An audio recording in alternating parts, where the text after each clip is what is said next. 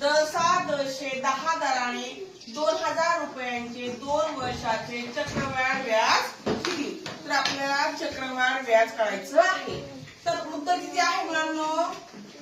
2000. आता 10 दराने म्हणजे 100 रुपयाला 10 म्हणजे 110 भागिले 100. आता किती वर्ष विचारले आपल्याला? 2. म्हणून हे डबल घ्यायचं. 110 भागिले 100. आता याला आपल्याला काय करायचं? संक्षिप्त रूप द्यायचं. या 2 शून्याला हे 2 शून्य गेले, या शून्याला हा शून्य गेला, हा शून्याला हा शून्य गेला. बरोबर? किती राहिले? 20 गुणिले 11 गुणिले 11. 11चा वर्ग किती? 121. 20 गुणिले 121. 21. बरोबर उत्तर येतं 2420. आता 2420 उत्तर आलं, पण ही रक्कम आली. काय आली? रक्कम. मधून आपण मुद्दल वजा करणार आहोत.